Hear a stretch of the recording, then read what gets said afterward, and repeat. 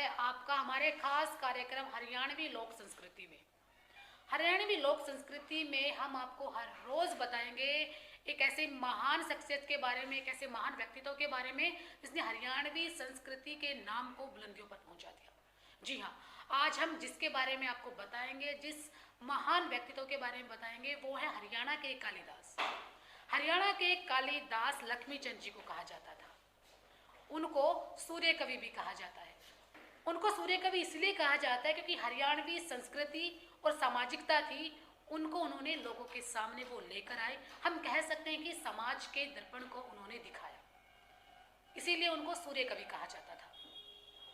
पंडित लक्ष्मीचंद जी का जन्म 18 जनवरी 1903 को हरियाणा के सोनीपत जिले के जाटीकला गांव में हुआ था।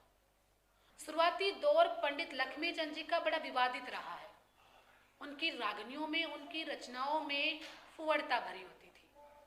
इसी के चलते हरियाणा के एक समाज ने उनकी रागनियों का, उनकी रचनाओं का पूर्ण तरीके से बहिष्कार किया हुआ था। जी हाँ, वो आर्य समाज था जिसने पंडित लक्ष्मीचंद जी की रचनाओं का बहिष्कार किया था।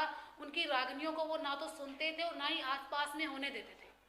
उनका कहना था कि जो उनकी रागनियों में, जो उनकी रचनाओं में फुहड़ता है, वो हमारे समाज को बिगाड़ रही है। इसी का फायदा उठाकर रोहतक में नायदर और बेधड़क उनके सांग नहीं होने देते थे।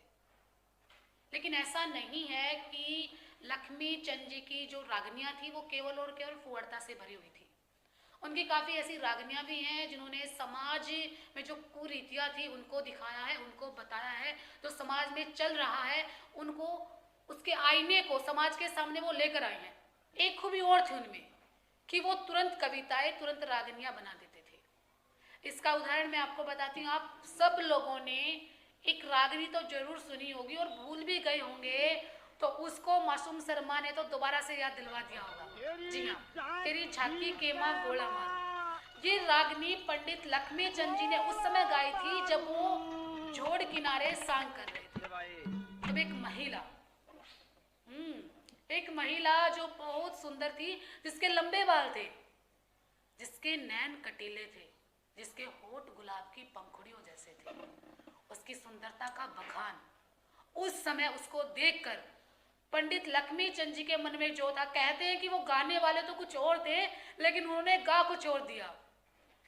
उस महिला की सुंदरता को जो उन्होंने संगीत में पिरोया, जो उसने रागनी में पिरोया, उसको सुनकर वहां बैठे हर आदमी के दिल में जो भावना जगी, उसको तो वही जानते होंगे। बाकी आप लोग वो रागनी सुनकर आप सोच सकते हैं, समझ सकते हैं कि क्या भावना आई होगी।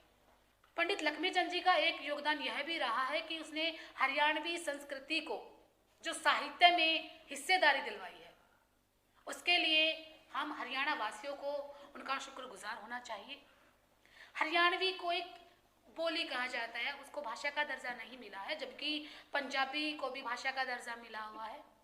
हरियाणवी बोली में गिनी जाती है और बोली में साहित्य नहीं होते, लेकिन उन्होंने इसका अलग से साहित्य बनवाया।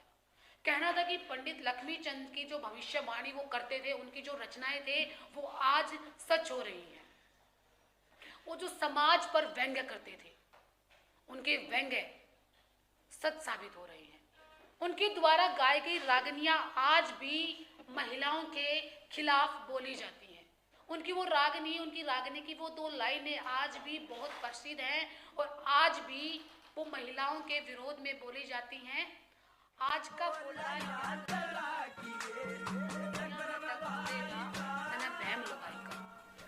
ये रागनी उस समय गाई थी जब एक भाई ने अपनी पत्नी के कहने पर अपने ही भाई को घर से निकाल दिया था।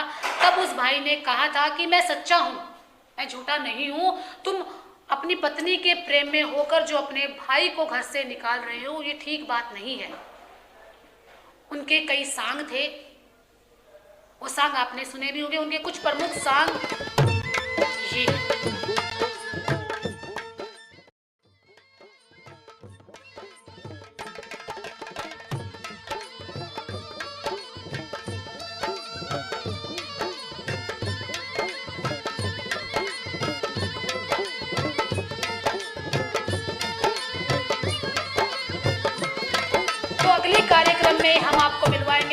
किसी महान व्यक्तित्व से जिसने हरियाणवी संस्कृति को बुलंदियों पर पहुंचाया है। तब तक के लिए राम राम, जय हिंद।